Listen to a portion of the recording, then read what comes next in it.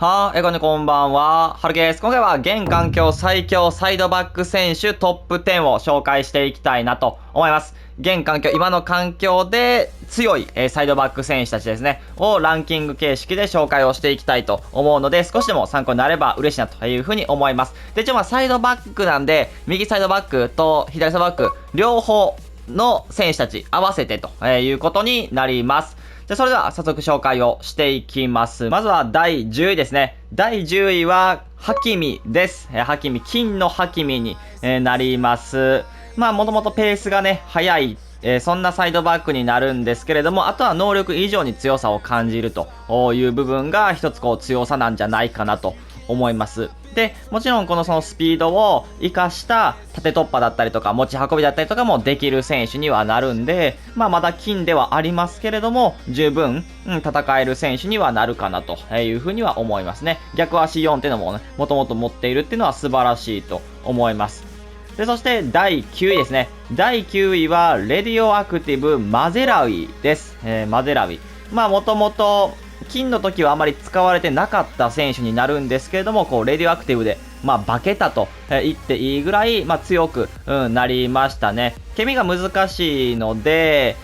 こういうレディオアクティブで強化をされて新カードとして出てきたっていうのは、一つ、使われる要素としてでかいのかなと思います。ケミがかなり組みやすくなったので、このカードで。なので、ブンデスの中で右サイドバックで言っても、普通に強い方の選手にはなると思いますし、単純に使いやすい、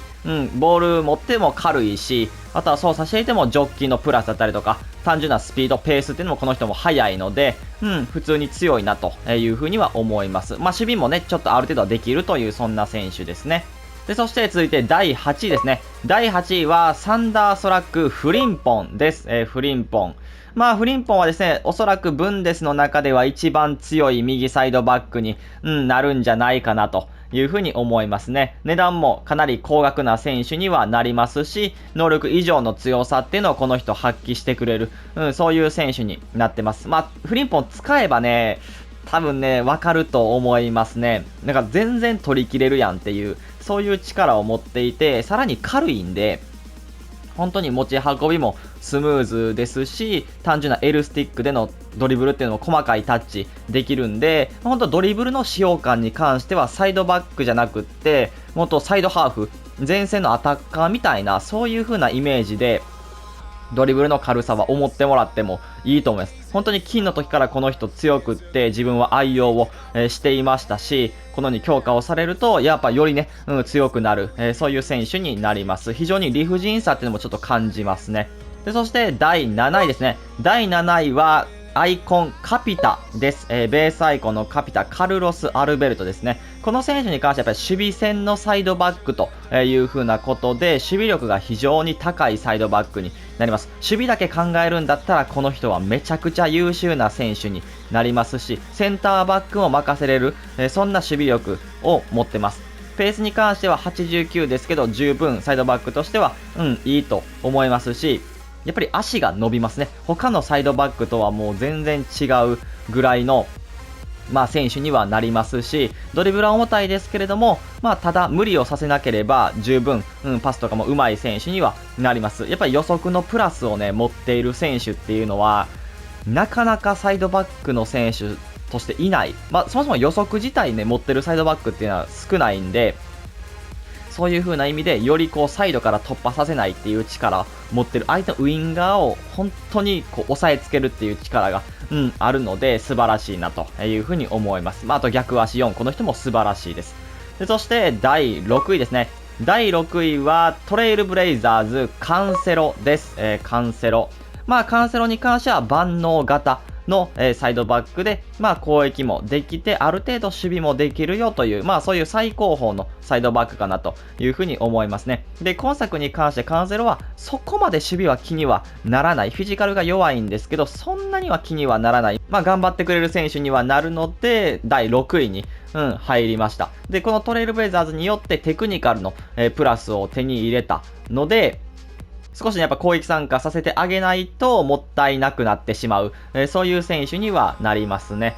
非常にパスもね、うまいですし、カンセロからの斜めのパスっていうのも本当に通りやすいので、ビルドアップでもこう違いを作ってくれる、そんなサイドバックになりますね。で、そして第5位ですね。第5位はダイナスティーズ・リース・ジェームズです。リース・ジェームズ。新カードとして強化をされて、今でも配送されている、そういう選手になりますね。金の時からだと OVR プラス4上がりかな、ぐらいされて、結構な強化を、行われたなという印象を受けますね。で、ジョッキのプラスを、備えてますし、あとは守備力っていうのもしっかりね、もともとある選手にはなるので、動かしやすくって、しっかり刈り取ることもできるという、そういう選手になります。で、フィジカルも強いんで、あまり負けないですね。やっぱり球際とかでもしっかり勝ってくれる、そういう選手になっていて、パスもね、ちょっとこう改善されたっていうのも一ついいポイントなのかなと、いうふうに思いますね。で、ドリブルも持ち運んでいく力っていうのも全然十分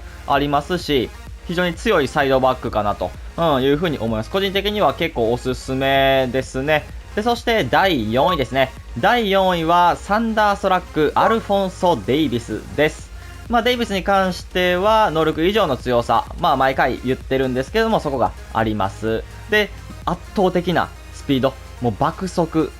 と、あとはドリブルのある程度の軽さっていう部分がある選手にはなるので、もう非常に強いですね。で、クイックステップのプラスを、備えてますので、そのペースの爆速のね、値97っていうのがありながらもさらにブーストされるという、そういう選手になります。本当に速さではね、負けない、力を持ってますし、かつ守備力っていうのもしっかり、ある。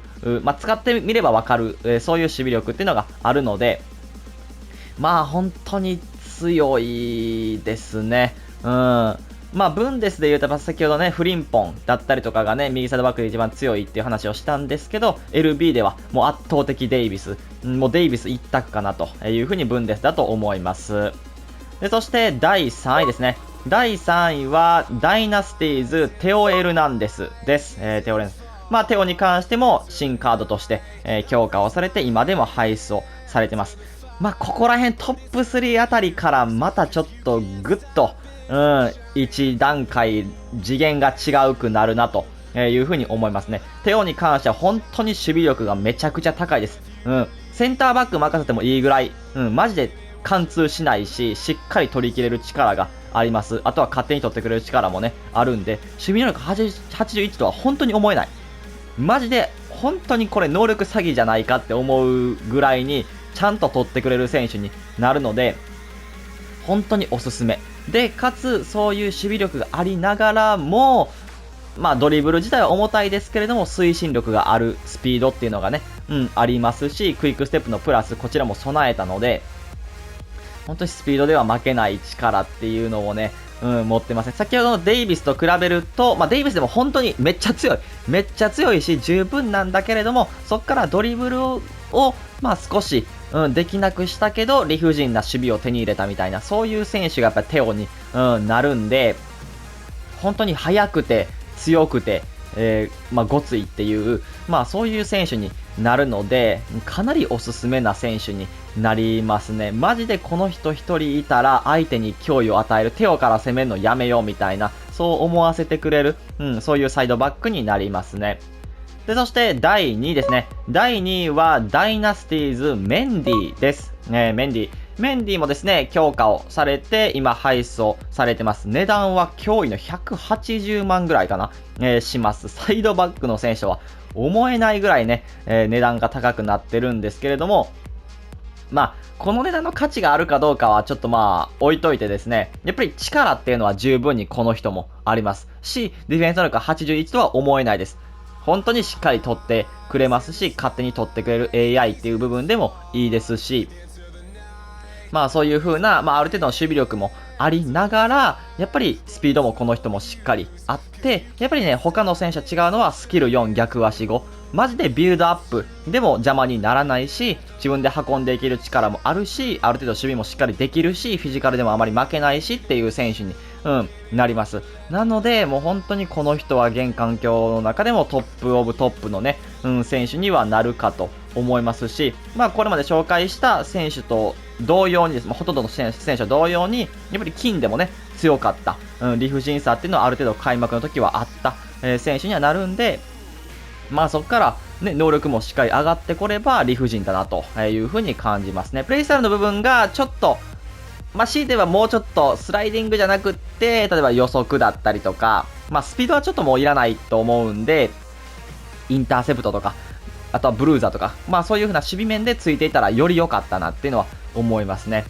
で、そして第1位ですね。第1位はサンダーストラック、カフーですね。カフー。この人は現環境の中でもし誰か1位って決めるんだったら、この人かなという風には思いますね。もちろんメンディのように逆足5もないですし、ペースも少し落ちると思うんですけど、ただ、やっぱり強い。もうやっぱり強い理不尽さっていうのがこの人はありますし、先ほどやっぱりある程度守備はできるとか、ある程度持ち運んでいけるっていう、選手たちだったんですけど、この人はどっちもトップオブトップの力を見せれます。攻撃に行くためのドリブルの軽さだったりとか、運んでいく力っていうのもありますし、かつ、その身長が小さい170何歩とかだったんですけど、ちゃんと取り切る、しっかり取る守備っていうのがあるので、本当にこの人は守備でも貢献できるし、攻撃のビルドアップ面でも貢献ができるという選手になりますので、もう明らかな理不尽なサイドバックのね、今の現環境でいくとトップだなというふうに思います。もちろんやっぱ誤差ですよ。本当にメンディもテオもデイビスもジェームズも、トップ5からまたぐっと上がるんですけど、本当それぐらいの選手たちはもう本当に誤差でしかないんですけど、ただ、やっぱ助けてくれるな、強いなって感じさせてくれるのは、カフーは、本当に多い選手になるんで、明らかなトップオブトップ、今の現環境の中では1位になってもおかしくはないかなというふうには思います。という感じで、こちらが現環境最強のサイドバック選手たち、トップ10になります。少しでも参考になれば嬉しいなというふうに思います。それでは今回これで終わります。いいねとったらチャンネル登録、高評価お願いします。それでは、バイバイ。